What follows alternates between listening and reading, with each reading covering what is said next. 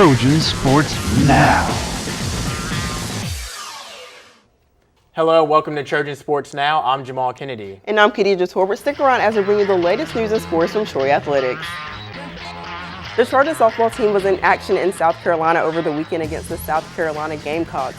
The Trojans failed to put up any runs in the first game on Saturday, losing to the Gamecocks by a final score of 8-0. And on Sunday, the Trojans looked to bounce back in the second game of the series. Troy scored in every single inning on Sunday except for the first and sixth, and even boasted 7 hits throughout the game. However, the Gamecocks had a huge third inning when they put 6 runs on the board. The Trojans fired back in the 5th inning when junior Becca Hartley blasted one over the center field wall, cutting the Gamecocks' lead 10-6. The Trojans added one more run in the top of the 7th to make the final score 10-7. Even with the 2 losses over the weekend, assistant coach Alex Hupp and the rest of the coaching staff say they are proud of the way the Trojans competed. You never want to go in there and lose like that. I mean, so we moved on to the next day, and then, we didn't come out on top, but we definitely competed so much better, and the girls came in with a lot more confidence and a little chip on their shoulder to show, we're not that team that lost that on Saturday. That's not how we play ball. And so we came back on Sunday. We still made a few mistakes, but we fought till the end, and we won the late innings, and that's something that we really preach on our team is winning the late innings. Ashley Rainey suffered the loss in the circle for the Trojans, giving up 3 runs on 4 hits in 2 innings. And things didn't go in the Trojans' favor on Wednesday night when the softball team couldn't pull out a victory and couldn't overcome 8 runs in the first 2 innings from number 3 Auburn in an 8-1 loss. Auburn jumped to an early 4-0 lead in the first inning. The Tigers played 4 more runs in the second inning and made the score 8-0. Troy's lone run of the game came in the 5th inning when Heather Johnston sent a solo shot over the left center field wall. Erica Davis and Carly Kaler were the only other Trojans to have hits on the night. Ashley Rainey took the loss for the Trojans after she allowed 6 runs on 3 hits and 1+ inning of work.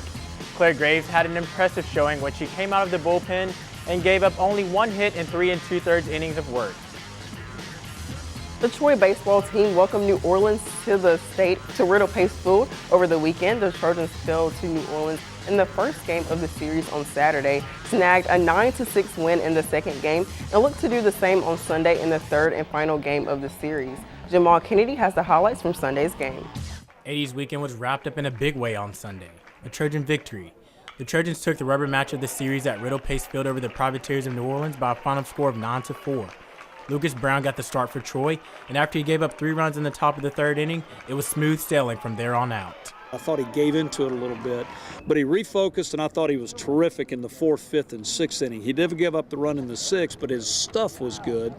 And then after the 6th, I felt like he had done enough. He had hit a pitch count we were comfortable with, came out with the lead, so I was really pleased how he bounced back after that one shaky inning. After Brown gave up the 3 runs in the top of the 3rd, the Trojans batted around in the bottom half, scoring 6 runs on 3 consecutive doubles and a big 2-run bopper from Joey Dennison to round out the inning.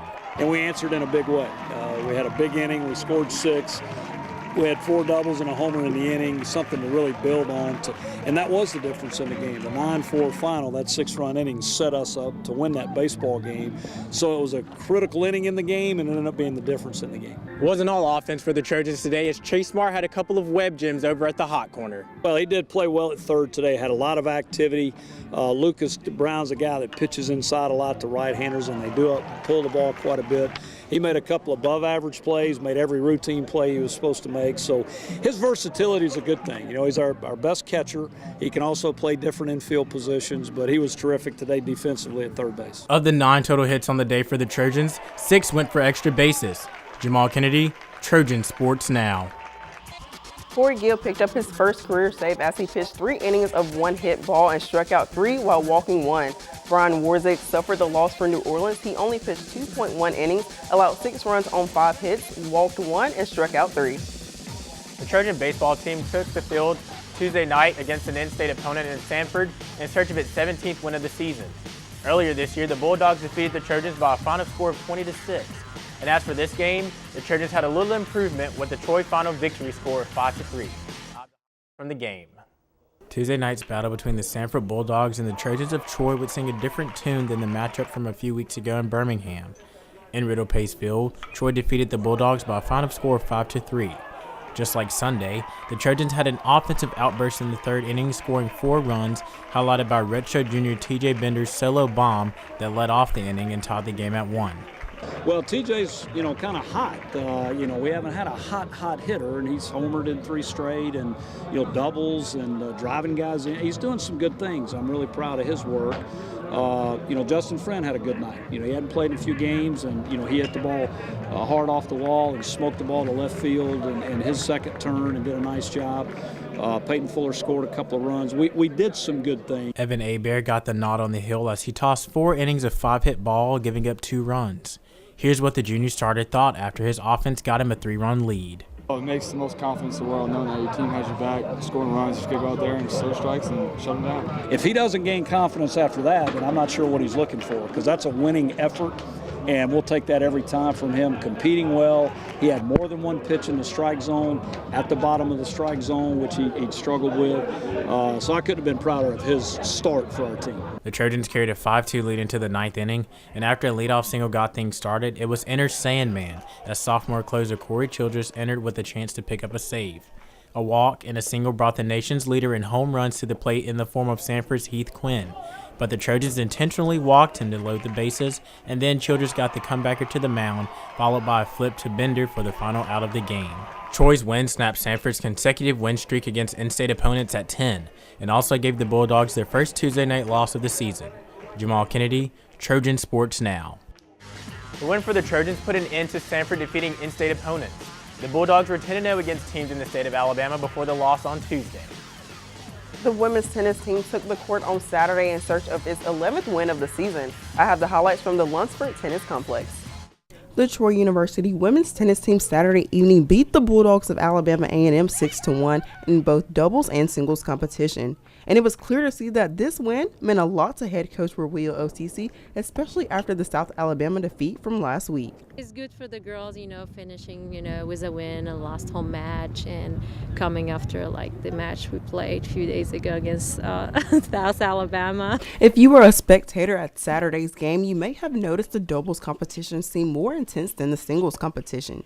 OCC says that focus played a huge part in the victories across the board that she wanted the girls to showcase. Well, the girls a little bit today was so focused and quiet. And I told them actually in the match today I want to focus on certain, things on your game. They were more fired up. I know in the doubles I had a different lineup in the doubles, so doubles is easier because you got the players next to each other and the communication. But again, the court spread out. They were winning, so they didn't want to be loud. They were focusing on different other things inside their play itself.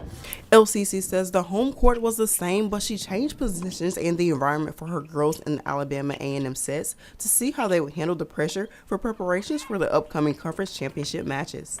This match today is kind of preparing one of the steps of preparing the girls, for the conference championship. It was a different type of environment to them.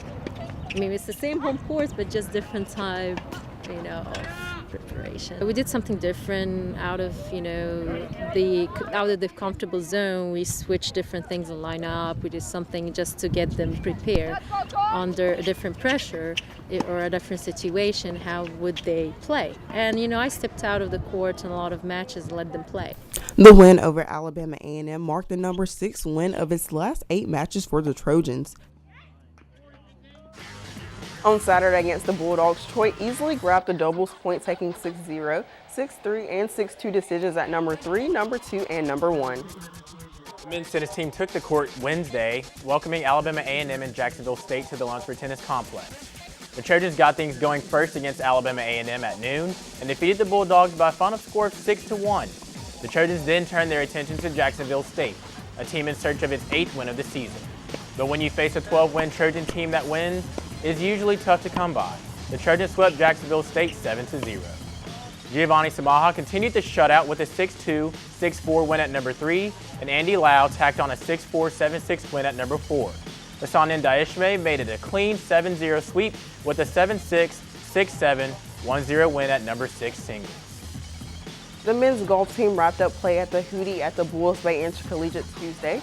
It was another successful performance from the Trojans. Led by freshman Callum Masters, the Trojans fought their way to 10th place in the final round of the tournament after shooting a 3 over 291. Masters scored a 1 under 215, finishing in a tie for 10th place in a field featuring 11 players ranked in top 100 nationally. Junior Luke Mazier finished with the best round on Tuesday, shooting a 1 under 71, birding 5 straight holes halfway through the round. Next up for the Trojans is the Sun Belt Conference Championships.